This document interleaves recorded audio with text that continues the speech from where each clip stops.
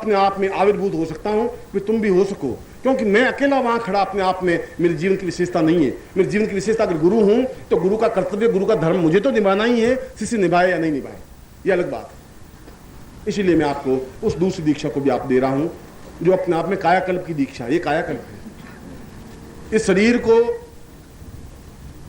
उस सफेद बालों को काला कर देने से कायाकल्प नहीं हो जाएगा, और झुर्रियां मिटाने से भी कायाकल्प नहीं हो जाएगा। जब आपका मन ताकतवान है तो अपने आप में आपका यौवन छलछलाएगा। यौवन छलछलाने के लिए 60 साल का आदमी भी उसमें यौवन छलक सकता है, 70 साल का आदमी उमंग उत्साह हो सकता है। जब तेंजिंग हिमालय पे चढ़ा तब उसमें 48 साल का था।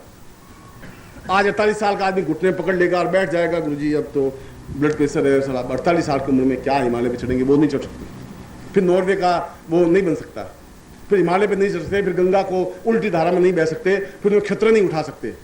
खतरे उठाने के लिए और जिंदगी में एक जवानी, एक ताकत, एक क्षमता, एक पौरुषता जो तुम्हारे आती है वो मन की अवस्था है। और जहां मन अपने आप में वेगवान बना वहां तुम यौवनवान हो। उस यौवन का प्रभाव तुम्हारे चित्त पर, चेहरे पर, भावनाओं पर पड़ेगा, तुम्हारे सारे शरीर पर पड़ेगा। झुर्रियां अपने आप मिटेंगी, गारंटी के साथ मिट जाती हैं अगर तुम्हारा मन ताकतवान है, मन में उमंग है। जो मरा हुआ है, अब 22 साल का एक लड़का, अब आप देख लें, चश्मा चढ़ा हुआ, सफेद चश्मा और गाल धंसे हुए हैं, ये चल रहा है तो 22 साल का जवान होना चाहिए। 22 साल का तो ऐसा होना चाहिए कि कालिदास ने कहा कि जवान आदमी चलता है तो जहां पांव पड़ता है वहीं कुआं खुद जाता है, धम करता सब पैर पड़ना चाहिए। अब वो तो पैर बेचारा उठा ही नहीं सके, अपने पैर को उठाने बहुत भारी पड़ जाए, वो जवानी कैसे, उसको जवानी नहीं कह सकते। जवानी की दूसरी चीज है, जवानी आपने देखी नहीं, तुम्हारी जिंदगी में जवानी आई नहीं, आ भी नहीं सकती। जवानी तो एक सीना उगड़ा हुआ और पूरे पहाड़ से टकरा जाए, जवानी उसको कहते हैं। जब नहीं आई तो कोई बात नहीं, तुमने अगली जिंदगी में तुम्हारी जवानी को लाएंगे, मगर जवानी दूसरी चीज है। तुमने जवानी का एक भाव लिया है कि 22 साल के थे और 22 साल में तुमने क्या चांदना, क्या रोशनी क्या कर दी, 22 साल में तुमने क्या कर दिया, 22 साल में शादी कर दी, 2 बच्चे पैदा हो गए, बस खत्म, यही तो हुआ। ये तुम्हारी जवानी। मैं तुम्हारी जवानियों को देख रहा हूँ, पिलपिली है और घूम रही है, उंगलियां पकड़े हुए, जवानियों को देख रहा हूँ तुम्हारी। जो तुमने जवानी में दुर्गुण किए और सगुण किए वो सब मेरे सामने है। वो भी जब मेरे शिष्य बन जाएंगे तो मैं पूछ लूंगा, भाई तुम्हारे पिताजी ने कैसी जवानी दिखाई, कैसा हमें देख लीजिए, हमारा चेहरा देख लीजिए, ऐसी जवानी थी। और तुम्हारी जवानी को और तुम्हारे पिताजी की जवानी मेरे सामने बैठी हुई देख रहा हूँ। जवानी बिल्कुल दूसरी चीज होती है। वो 70 साल की अवस्था में भी आ सकती है, 80 साल की अवस्था में भी आ सकती है। रघु के समय में भी थी और राम के समय में भी थी। वह क्षमता होनी चाहिए, वह पौरुषता होनी चाहिए। कायाकल्प का तात्पर्य है मन में संकल्प शक्ति, तन्मयि मनः शिव संकल्प मस्तु। उस यजुर्वेद का मूल आधार चिंतन इसी श्लोक में है, इसी मंत्र में है। मन में संकल्प होना चाहिए, क्षमता होनी चाहिए, मैं ऐसा करूंगा ही, कोई रोक नहीं सकता मुझे। इतनी क्षमता जब हो तब वो शिव बन सकता है। और जो शिव नहीं बन सकता वो शव बन सकता है, मुर्दा बन सकता है। शव और शिव में इतना ही अंतर है। एक मुर्दा, एक शव, शिव बन सकता है अगर उसमें तन्मयि मनः शिव संकल्प मस्तु, संकल्प हो, क्षमता हो, दृढ़ता हो, धैर्य हो, पूर्णता हो, पौरुषता हो, छल छलाता हुआ यौवन हो। अगर मन की दृढ़ता है तो तुम जवान बन सकते हो, कायाकल्प हो सकता है, तुम वापस 50 साल 100 साल जिंदा रह सकते हो। तुम्हें मौत मार ही नहीं सकती, तुम्हें आंख से आंख मिलाने की ताकत होनी चाहिए, तुम्हें आंखों में फीकापन नहीं आना चाहिए। मौत में इतनी हिम्मत नहीं तुम्हारे सामने आके खड़ी हो सके। अगर तुम उसको मिला नहीं सकते, आंख और चिंगारी नहीं पैदा कर सकते, फिर मृत्यु क्या करेगी? घर की स्त्री भी तुम्हें धक्का देकर नीचे गिर जाएगी। उसमें कोई बहुत बड़ी बात नहीं।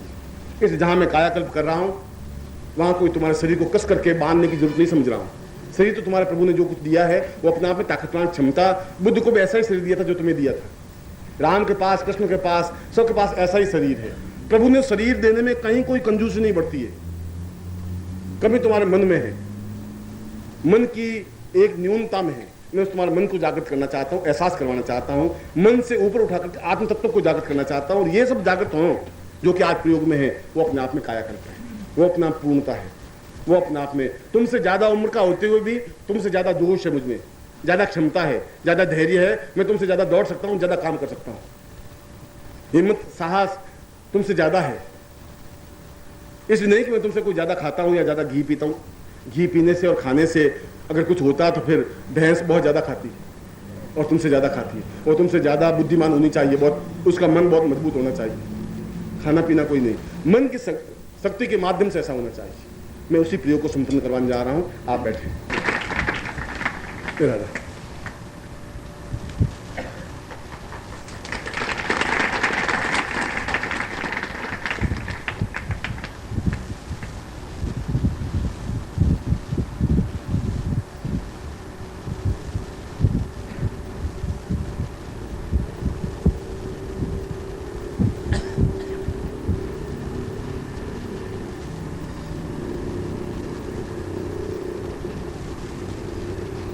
सामने है, और जो 10 महाविद्याओं का यंत्र और चित्र तुम्हारे सामने, उसको खोल के रख दीजिए सामने। कल आपने 10 महाविद्या का यंत्र चित्र लिया था। महाविद्याओं का मतलब है वह क्षमता, ताकत, फोर्स, जो मन की और संकल्प शक्ति की और आत्मशक्ति की प्रतीक है। इसलिए 5 महाविद्याएं सौम्य हैं और 5 महाविद्याएं बहुत क्रूर हैं, ताकतवान है, फोर्स है। अगर धूमावती है तो बहुत ताकतवान है, फोर्स है। अगर तारा है तो बहुत शांत है, सरल है। हमारे जीवन की अनुवृत्तियों में फोर्स भी हो, पौरुषत्व भी हो। इसलिए शंकर को अर्धनारीश्वर कहा गया। आधा भाग स्त्री का है, आधा भाग पुरुष का है। इसलिए शिव कल्याणकारी है। सत्यम शिवम तब शिव बन सके। और तुम्हारा आधा भाग भी स्त्रीत्व का बने, सारा पुरुष ही नहीं बन जाए, सारा स्त्री भी नहीं बन जाए।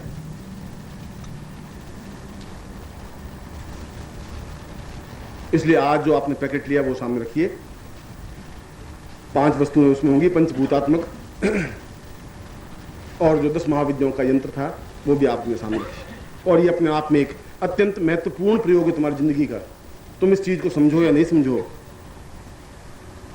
अगर तुम्हें कोई अचानक मैं अपनी यहां से लेकर के एक कोहिनूर हीरा दे दूं, तब भी मन में तुम्हारा संशय सख्त तो रहेगा कि आसानी से ला के दे दिया तो क्या हीरा थोड़ा ही होगा, कोई होगा शिव जी का कोई शिवलिंग होगा, बस खत्म। तुम शिवलिंग तक रुक जाओगे, इसके आगे तुम नहीं सोच सकते। ज्ञान की चेतना तो अपने आप में अद्वितीय पुंज होती है। शंकराचार्य एक ही बात कह रहे हैं कि नहीं मिल सकता। पृथ्वी बहुत साल तक तपस्या करती है तो कोई शक्ति पुंज बन सकता है, वो दे सकता है। देने की क्षमता बहुत कम लोगों में रही, लेने की क्षमता तो रही। तुलसीदास बहुत अच्छा प्रवचन नहीं कर पाए, एक बार भी नहीं बोल पाए। कबीर बोल ही नहीं पाए कि दोहे बना पाए। सूर नहीं बोल पाए। धारण तो उनको ज्ञान तो बहुत था, उस सूर के पास ज्ञान की चेतना बहुत थी। कबीर के पास बहुत ज्यादा अनुभव थे, मगर व्यक्त नहीं कर पाए, दूसरों के हृदय में उतार नहीं पाए। ये जीवन की कमियां थी उनकी। ज्ञान को प्राप्त करना है बिल्कुल एक अलग चीज है, उस ज्ञान को प्राप्त करके उतार देना बहुत अलग चीज है। दूसरों में उंडेल देना मामूली बात नहीं होती। उसके लिए बहुत बड़ी तपस्या की, बहुत बड़ी साधना की, समग्रता की आवश्यकता होती है। हाथ जोड़ दीजिए। ओम विघ्नेश्वराय वरदाय सुरप्रियाय लंबोदराय सकलाय जगदिताय नागाननाथज्ञ विभूषिताय गौरी सुताय गणनाथ नमो नमस्ते। भक्तार्तिनाशन फराय गणेश्वराय सर्वेश्वराय सुभदाय सुदेश्वराय विद्याधराय विगताय वामनाय भक्त प्रसन्न वरदाय नमो नमस्ते। नमस्ते ब्रह्म रूपाय विष्णु रूपाय तिन्मः नमस्ते रुद्र रूपाय करी रूपाय तिन्मः विश्व रूपस्य रूपाय नमस्ते ब्रह्मचारिणे भक्त प्रियाय देवाय नमस्तभ्यं विनायक लंबोद नमस्तभ्यं सततम मोदक प्रिय निर्विघ्नं कुरु मे देव सर्वकार्येषु सिद्धिदः त्वां महान् गणपतिं प्रातः पूर्वशां तस्मानं स चैतन्यतां पूर्वां तुभ्यं संपर्दये तां एतस्मानं स शिखाबंधनम। चोटी की गांठ लगाइए। मानस्तो कितने मान आर्घिमानो गोखुमानो स्वेखुमानो वीरानुरामिनो वधिरे भृत्वा हवामये स्वस्तेन लाठे तिलकम कृत्वा। अपने हाथ से कुमकुम लेकर के लाट पर तिलक करिए। नमो सुनंताय सहस्रमूर्तये सहस्रपादाक्षरोरुबावे सहस्रनामने पुरुषाय शाश्वते सहस्रकोटि धारणे निमार्ते गंधाम बांधुतिं दीक्षाम आपनोति दीक्षे आपनोति दक्षिणां दक्षिणां श्रद्धाम आपनोति श्रद्धयां सत्यमाप्यते तां पुरुषां तस्मानं सा तुभ्यं संप्रदये इदमस्तं वो ज्योति पूर्वा तस्मानं सा दीर्घा तुभ्यं संकल्पं कुर्यात्। दायिनाथं जल लीजिए।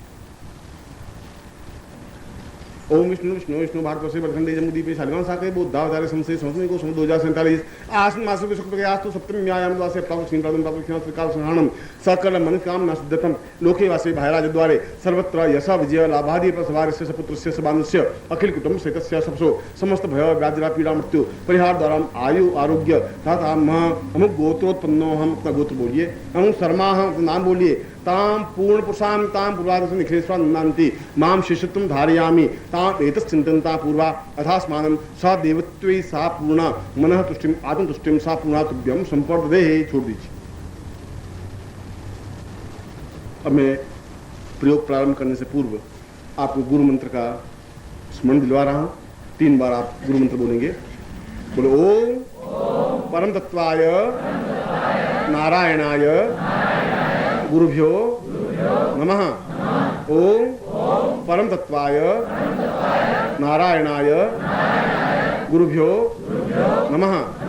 ओम परम तत्वाय नारायणाय गुरुभ्यो नमः। ताम पूर्वशां तस्मान् स गुरुमन्त्रं दद्यात् गुरुमन्त्रान्ति ताम् एतास्मानं सदन्ते तुभ्यं सा पूर्वचैतन्यं सा कल्याणमा अवतास्मद्रुद्धं से एतस्मानं स दीर्घ आयुष्य आप्राम पूर्वा अथास्मानं स चिन्तयामि सां दीर्घा अथास्मानं स कृते कल्याणं पूर्णतां वृद्धि सा पूर्णमादं तुभ्यं संवृद्धे ता सस्ते न ता मनः आत्म प्राण चक्षु श्रोत घ्राण जिह्वा समस्त देह रोमेभ्यो ताम गुरु प्रसादेन गुरु कर्तव्येन साम आवायामि स्थापयामि नमः। अब जैसे कल आप बैठे थे उस ढंग से आप बैठ जाए।